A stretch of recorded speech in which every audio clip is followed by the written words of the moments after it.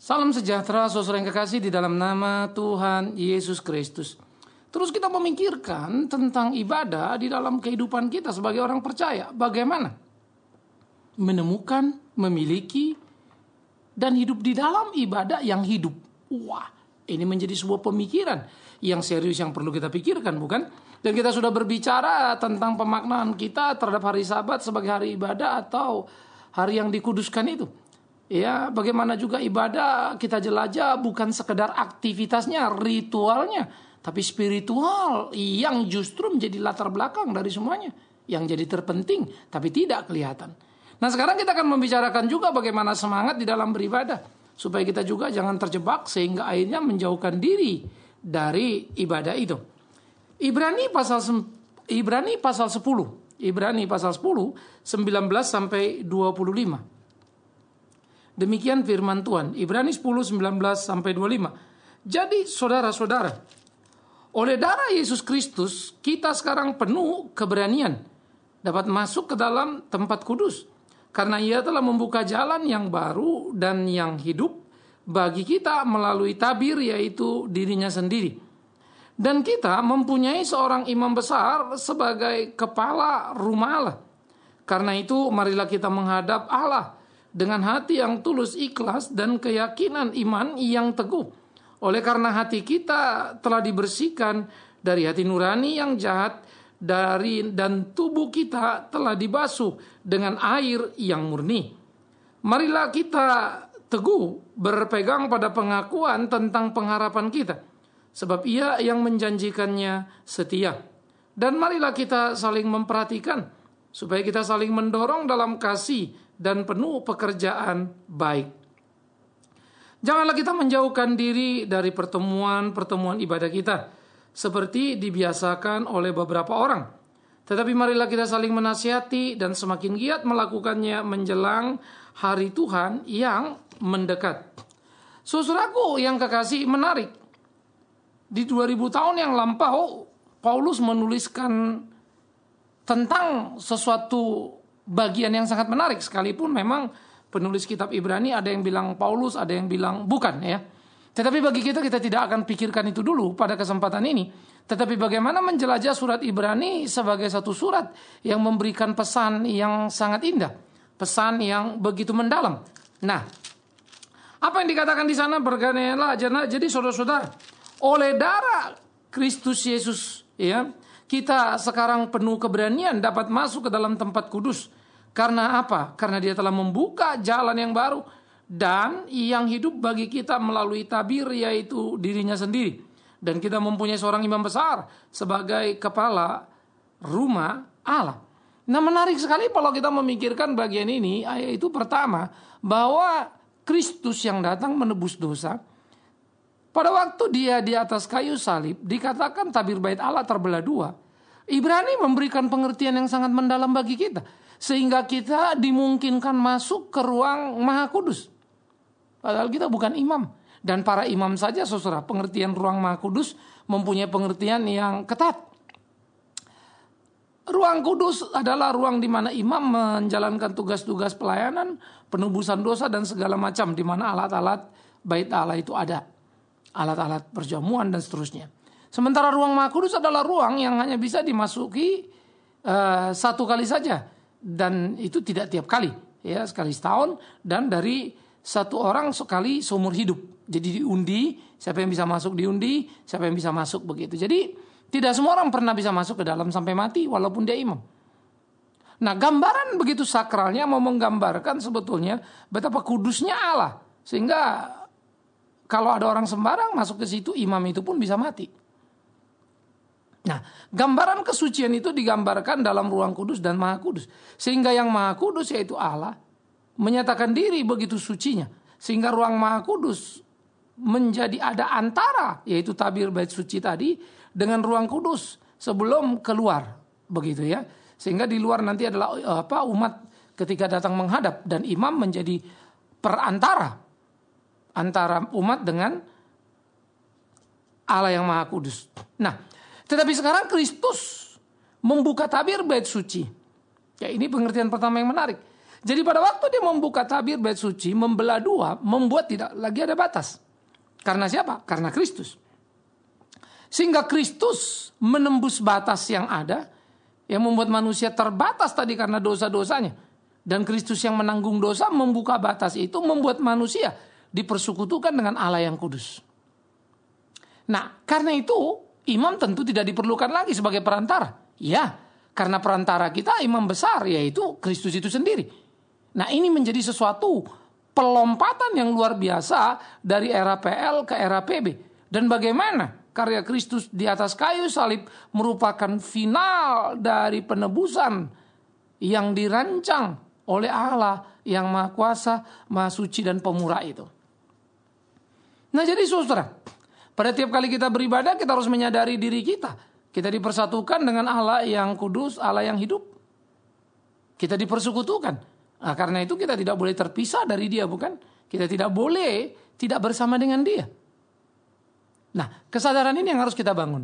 Oke, bersekutu dengan Allah di dalam Yesus Kristus. Ya, yang sudah mempersatukan kita dengan penebusan dosa oleh darahnya yang suci.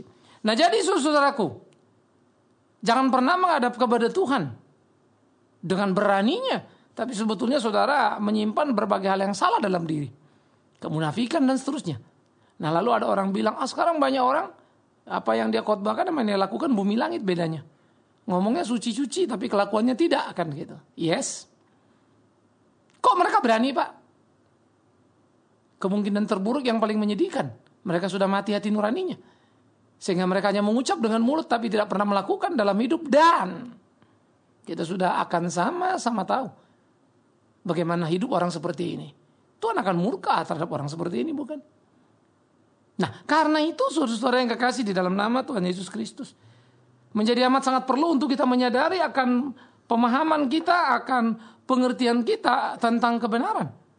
Oleh karena itulah, keberanian ke tempat kudus harus menjadi pemikiran serius dalam kehidupan kita, supaya kita menjaga diri tetap kudus di hadapan Allah yang kudus, sebagai orang yang sudah dikuduskan oleh darah Yesus Kristus Tuhan kita. Jadi bukan karena kamu siapa, gak penting kamu pendeta sudah berapa lama dan seterusnya, gak penting kamu majelis atau orang hebat dan seterusnya, gak penting berapa banyak gereja yang kamu bangun, tapi penting hidup yang kudus di hadapan Allah yang kudus untuk bisa beribadah dalam kekudusan oleh darah Yesus Kristus Tuhan kita. Nah, jadi disinilah kita memikirkan bagaimana keberanian beribadah menjadi sebuah kerinduan yang penuh, yang utuh, artinya datang kepada Tuhan itu, ke hadapannya. Kita dimungkinkan, diberanikan karena tadinya terpisah. Salah-salah bisa mati, kan begitu. Tetapi jangan juga karena sudah sekarang salah-salah nggak bisa mati, lalu jadi orang banyak sembarangan. Nah, ini yang ironis. Akhirnya mati, tapi hati nuraninya yang mati. Nah, orang seperti ini pasti akan jadi bebal. Dia akan memperjualbelikan kebenaran, dia akan mengambil untung dari kebenaran. Seperti Yudas menjual Yesus 30 keping perak dengan ciuman. Seperti para ahli Taurat yang selalu berbicara tentang kebenaran tetapi menabraknya juga pada saat yang sama. Hidup berjubahkan baju agama, tapi kelakuannya sangat mengerikan dan menyalibkan Yesus Kristus Tuhan itu. Nah, jadi dari sini kita juga harus berhati-hati saudara dalam kehidupan kita. Banyak sekali orang mengatakan orang itu seperti orang Farisi, jangan seperti orang Farisi. Tapi waktu dia ngomong dia sendiri sudah sangat Farisi. Tapi dia tidak ngerti artinya Farisi. Ini ironis juga ya. Tetapi memang kenyataan-kenyataan ini sangat menyedihkan. Sangat menyedihkan. Sehingga di dalam bagian-bagian seperti ini saya pikir perlu pembelajaran yang perlu untuk kita pikirkan. Di dalam kita mengerti kehendak Tuhan. Apa yang harus kita pahami? Apa yang harus kita mengerti? Apa yang harus kita lakukan? Nah, ini perlu untuk kemudian kita merenungkan di dalam keberanian menghadap kepada Tuhan. Supaya kita menghadap bukan karena kita hebat atau apapun. Kita nothing, kita nggak ada apa-apanya di hadapan Tuhan. Tapi karena kemurahan Kristus Yesus, sehingga kita bisa menghadap Allah yang kudus. Aspek yang kedua yang perlu kita pikirkan tadi saudara, menghadap dalam kekudusan tadi. Bagaimana kemudian kita sudah mengenakan kekudusan karena dikuduskan oleh darah kudus Yesus Kristus Tuhan kita. Sehingga kita tidak lagi seperti yang dulu, tidak seperti yang lama, ya. Sehingga kudus itu bisa dikatakan dalam bahasa sederhananya begini, terpisah dari, tidak sama dengan. Nah, itu kudus. Terpisah dari dunia sekitar yang menempel pada dia, tidak sama dengan dunia yang ada di sekitarnya. Sehingga kudus itu menjadi sesuatu bagian yang sangat luar biasa dalam kehidupan orang percaya, dan bagaimana orang percaya dihidupi oleh kebenaran.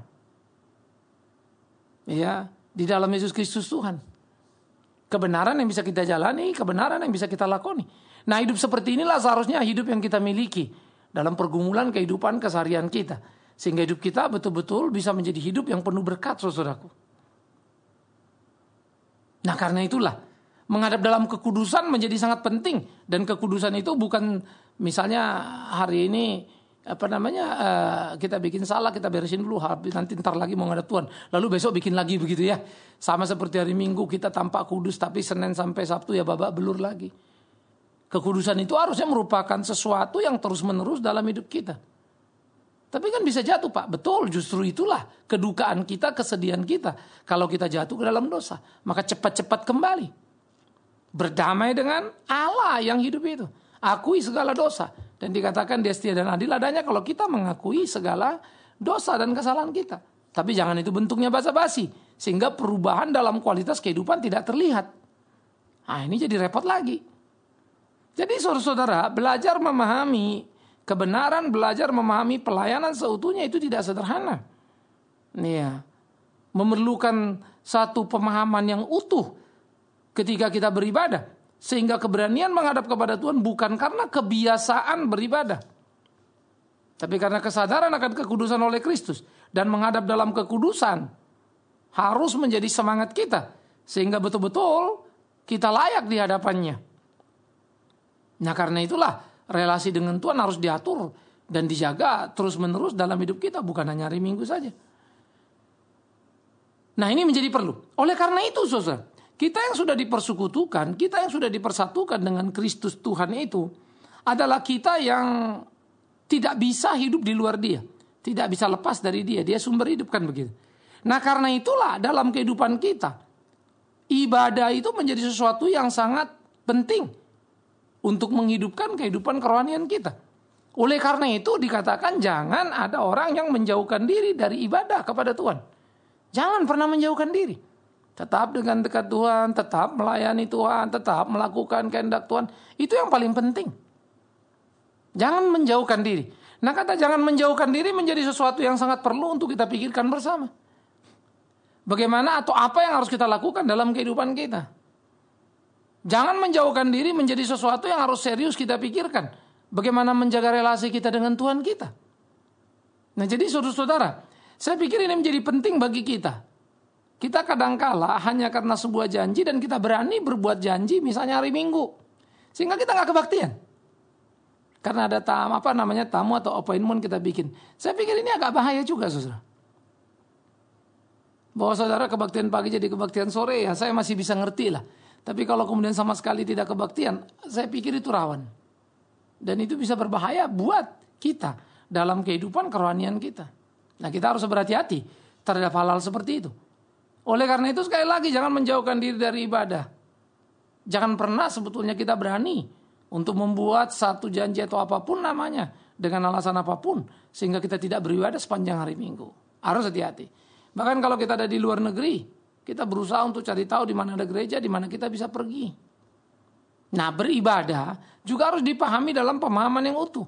Artinya ke gereja kemana saudara bisa pergi. Jangan kemudian hanya terikat kepada brand daripada gereja saudara. Itu kesempitan saudara berpikir tentang kehadiran Tuhan. Kalau Tuhan cuma hadir di organisasi sebuah gereja, di gereja lain enggak. Sombong sekali kan begitu ya. Mana boleh kita gitu. Nah, itu karena itu kita belajar juga bahwa ada perbedaan cara, itu kekayaan. Mari kita nikmati bersama, kan begitu.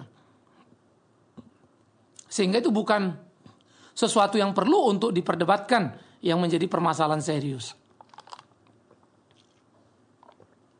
Jadi saudaraku yang kekasih, jangan menjauhkan diri dari ibadah. Aspek yang berikutnya juga adalah kalau saudara kecewa terhadap situasi, entah dengan pengerja lah, dengan pengurus atau dengan jemaat lain, lalu saudara misalnya melihat katakanlah ada yang nggak benar, saudara tidak boleh berkesimpulan mengatakan percuma lah gereja juga sama saja, semua juga munafik, saya nggak mau ke gereja. Mendingan tidak.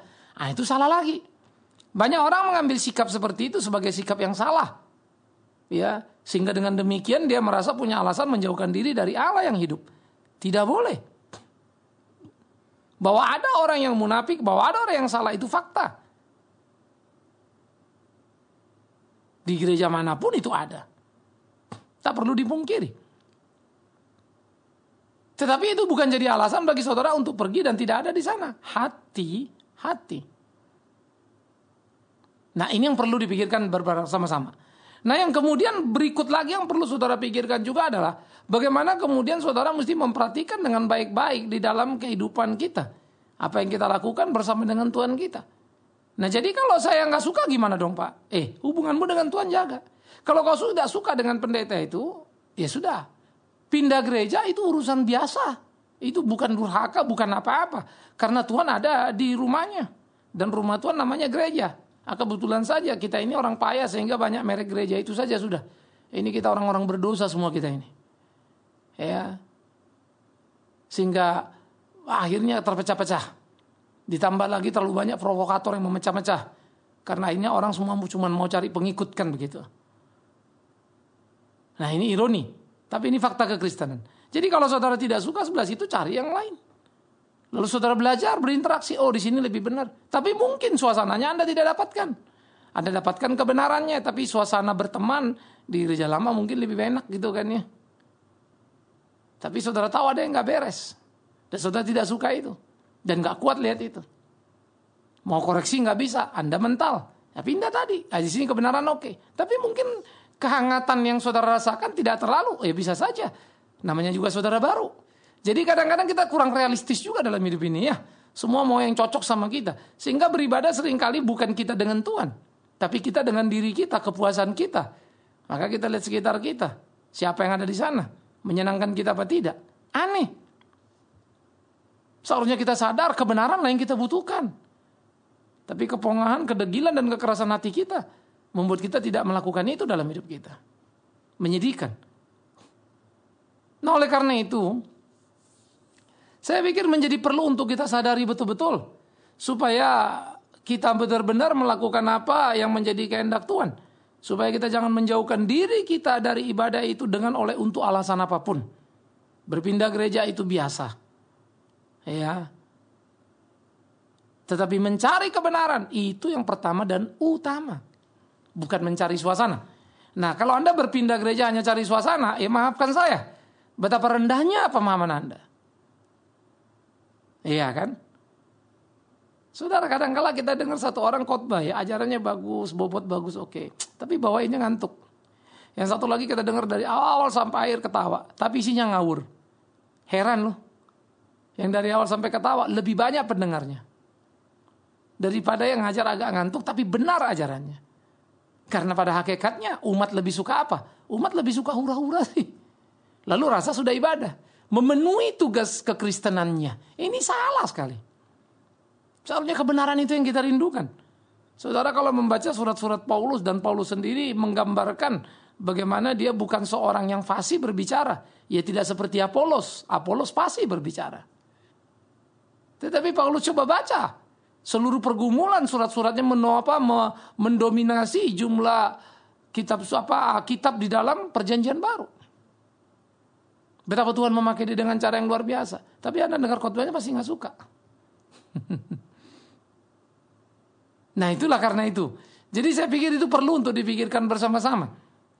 Ya, jadi jangan juga menjauhkan diri dari ibadah dengan Tuhan, malah jadi jauh dari kebenaran hanya karena kurang suka suasananya. Sehingga saudara pergi ke satu tempat yang malah sebetulnya lebih rendah dan lebih salah ajarannya gitu ya. Tapi karena enak suasananya. Ini terbalik. Jangan itunya dong. Ya. Dan terakhir juga menjadi pemikiran kita. Kekecewaan terhadap gereja, ingat, di gereja itu manusia dan manusia yang bisa salah. Siapapun dia termasuk saya. Munafik kalau saya tidak bisa salah. Iya. Munafik kalau saya bisa benar terus. Gak mungkin itu. Saya manusia yang punya kelemahan, kekurangan. Karena itu saya terus berdoa. Terus berharap kepada Tuhan supaya dikuatkan dan diajarkan. Untuk makin kuat dalam tangguh dalam menghadapi kehidupan. Kita mesti jujur terhadap hidup ini. Kita mesti akui semua itu. Jadi kalau kita makin jauh dari gereja, ya kita makin tenggelam. Ya, karena kalau orang lain tidak baik di dalam gereja, jangan kemudian kita ikut tidak baik dengan tidak beribadah. Kan begitu saudara. 1001 alasan saudara tidak ke gereja. Saya bisa mengerti itu. Saya terlalu banyak bertemu dengan orang yang punya kepahitan yang sangat pahit dengan gereja. Tapi saya anjurkan untuk kembali. Silakan Anda pilih di mana Anda bisa belajar kebenaran itu. Tapi jangan sampai kehilangan persekutuanmu dalam tubuh Kristus hanya karena orang-orang tertentu. Itu berarti engkau juga kalah, terpleset, engkau tergelincir. Kembali, berdiri, ayunkan langkahmu ke rumah Tuhan. Jangan pernah menjauhkan diri dari ibadah. Tetapi awas, ketika kau pergi, pelihara hidupmu dalam kekudusan. Karena kemungkinan boleh menghadap kepada Allah yang kudus hanyalah karena kemurahan kasih Yesus Kristus Tuhan kita dalam penebusan dosa. Alangkah indahnya hidup ini. Alangkah manisnya kasih sayang Tuhan. Karena itu tetaplah bersama dengan Dia, di dalam Dia, sehingga hidup kita betul-betul menjadi hidup yang penuh berkat, saudaraku. Setialah beribadah dan jangan pernah meninggalkannya. Lakukan kehendaknya dalam kehidupan sehingga ibadah kita makin hari makin terasa gregetnya, makin terasa nilainya. Karena ada perubahan-perubahan nyata yang bisa dilihat orang di sekitar kita, dari kita, di dalam kita. Nah, disitulah kita menemukan keutuhan kehidupan kita. Karena itu kesadaran akan kebutuhan dekat dengan Tuhan. Sekali lagi jangan pernah membuat saudara meninggalkan ibadah, menjauhkan diri darinya dengan karena alasan apapun. Tetaplah dekat pada Tuhan. Karena tidak ada alasanmu untuk terpisah dari Dia, apalagi meninggalkan dan menjauhkan diri darinya. Tuhan mengasihimu, Tuhan menolongmu, Tuhan memberkatimu. Amin. Mari kita berdoa. Tuhan, kami bersyukur, kami berterima kasih untuk kebenaran firman-Mu. Sungguh, seharusnya kami terus terikat kepadamu, tak terpisah darimu, bersama denganmu. Sungguh, seharusnya hidup kami memuji memuliakan nama-Mu, melakukan kehendak-Mu. Tuhan, kami mau berdoa. Terus tolong kami, tuntun pimpin kami di kehidupan kami, supaya hidup kami memuliakan nama-Mu. Ajar kami melakukan kehendak-Mu. Dan biarlah kiranya ibadah demi ibadah yang kami jalani dalam hidup kami, membawa kami makin menyadari penyertaan-Mu yang utuh dalam tiap langkah kami. Dan akhirnya, kami boleh makin dikuatkan di dalam keengganan, di dalam kelemahan, kekurangan, ketika kami coba mulai jauh dari rumah-Mu. Ketika kami undur beribadah pada-Mu, Tuhan ingatkan kami. Biar Roh Kudus membakar kembali api yang menyala-nyala dalam diri untuk boleh mengabdi dalam ibadah kepada Tuhan yang suci. Terima kasih Bapa di dalam surga. Terima kasih untuk semuanya. Demi Yesus Kristus Tuhan kami berdoa, kami bersyukur kepada Tuhan. Terpujilah Tuhan. Amin.